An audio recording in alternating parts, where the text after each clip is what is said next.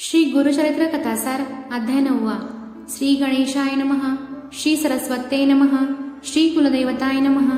श्रीपाद श्री वल्लभाय नमः. श्री नृसिंह सरस्वत्यै नमः. धोबेला राजवैभव प्रदान. नामधारकाने विचारले, श्रीपाद येथे कुरुपूर येथे असताना आणखी काय घटना घडल्या? तेव्हा नामधारकाची जिज्ञासा व श्रद्धा जाणून सिद्ध म्हणाले, मी तुला गुरूंचे अलौकिक चरित्र आणखी सांगतो. त्या ग्रामात एक परीट राहत असे. श्रीपाद यती नित्य नदीवर स्नानाला जात असत. ते एकदा नदीच्या प्रवाहात शिरून स्नान करीत असताना तो परीट तेथे काठावर वस्त्रे धुत होता. रोज तो स्वामींच्या पाया पडे. अतिशय नम्रतेने तो त्यांचे चरणांचे वंदन करीत असे. होता होता एके दिवशी स्वामींनी त्याला विचारले, तू रोज कष्ट का करतोस? मला रोज वंदन करतोस, त्यामुळे मी तुझ्यावर प्रसन्न आहे. हे ऐकून परीटांनी काय केले? नित्य दुरूनच वंदन करत असे. त्याऐवजी तो मठापाशी येऊन स्वामींना नमस्कार करू लागला. मठाचे अंगण झाडू लागला, सडा घालू लागला. एक दिवस असे झाले, वैशाखाचा महिना होता. एक यवन राजा आपल्या अलंकृत व सुंदर स्त्रियासह नौकेत बसून नदीत विहार करीत होता. नदीच्या दोन्ही तीरावर सैन्य व इतर जवळचे सैनिक वगैरे होते. नाना वाद्ये वाजत होती. तीरावर हत्ती, घोडे, स्वार सारा लावा जमा होता. पर्यटनाने अंगणातून ते वैभवशाली दृश्य पाहिले. त्याला वाटले, आपण जन्मभरात असले काही सुख भोगले नाही, तेव्हा आपले एखाद्या पशुसारखे हे जिणे व्यर्थ आहे. त्याने श्रीगुरूंना विचारले, हा राजा हे वैभव भोगत आहे, ते त्याने केलेल्या गुरुभक्तीचेच फळ असेल ना? मी अशा वैभवाचा अनुभव घेतलेला नाही.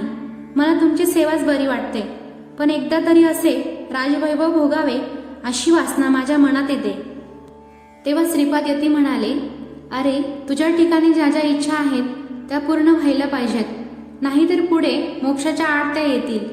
आता या आयुष्यात तू वृद्ध आहे. आता या भोगांचा तुला उपयोग नाही.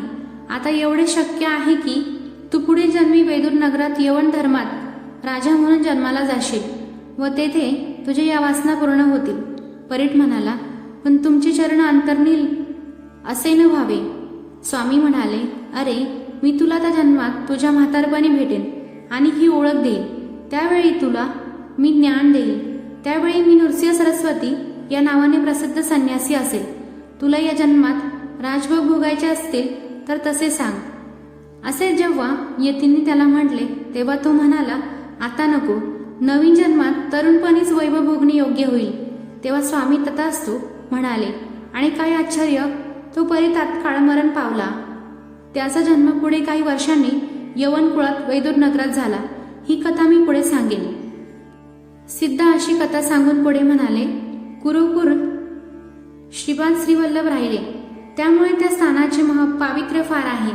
काही वर्ष तेथे राहून स्वामी मघा नक्षत्र सिंह राशीत चंद्र असताना अश्विनमध्ये एकादशी होती. त्या दिवशी गंगेत गुप्त झाले, पण त्यांनी सूक्ष्म देहात त्याच ठिकाणी वस्ती केली. ते स्थान सोडून ते गेले नाही. ते सूक्ष्म असल्यामुळे कोणाला दिसले नाही, पण जे निर्मळ मनाचे भक्त असतात त्यांना ते दर्शन देतात, हे सत्य होय. अशा प्रकारे नामधारकाला सिद्ध श्री गुरुचरित्र सांगत होते. तेच सरस्वती गंगाधर सर्वांना सांगत आहे. ते श्रोतांनी श्रद्धेने श्रवण करावे. अध्याय 9 समाप्त.